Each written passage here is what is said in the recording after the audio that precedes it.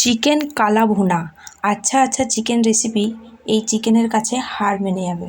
প্রথমেই কিছু মশলা এখানে তাওয়ায় একটু নুন দিয়ে গরম করে নেব।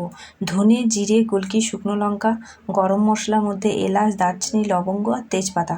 তারপর শুকনো শিলে বেটে রেখে নেব। তারপর কড়াইয়ে আবার তেল দিয়ে পেঁয়াজগুলো বেরেস্তা বানিয়ে তুলে রেখে নেব। তারপর এবারে চিকেন ম্যারিনেট করার পালা। প্রথমেই চিকেনগুলো ধুয়ে জল ঝরিয়ে রেখে নিয়েছি। তারপর কিছু মশলা ধনে, জিরে, গোলকি, লাল লঙ্কা, কাশ্মীরি লঙ্কা, হলুদ আর পরিমাণ মতো নুন, দরকার হলে কিছু নুন পরেও দেওয়া যাবে।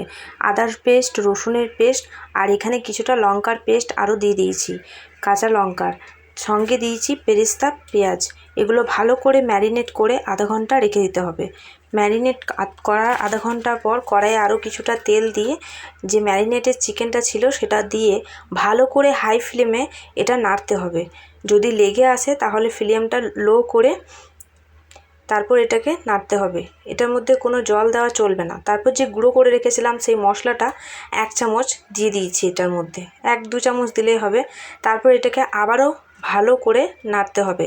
দেখবে যখন একবারে কষানো হয়ে গেছে তখন অন্য একটা কড়াইয়ে কিছুটা স্লাইস করে কেটে রাখা পেঁয়াজ, একটা শুকনো লঙ্কা, আদা আর রসুন ওটাও একটা চপ করে নিয়েছি, ওটা তেল দিয়ে একটু ভেজে তারপর ওই কড়াইয়ে ঢেলে দিয়েছি। তারপর আবারও ভালো করে মিক্স করে নিয়েছি। তারপর ওপর থেকে বেরেস্তা ছড়িয়ে দিলেই হয়ে গেল আমাদের চিকেন কালা ভুনার রেসিপি। একবার টেস্ট করে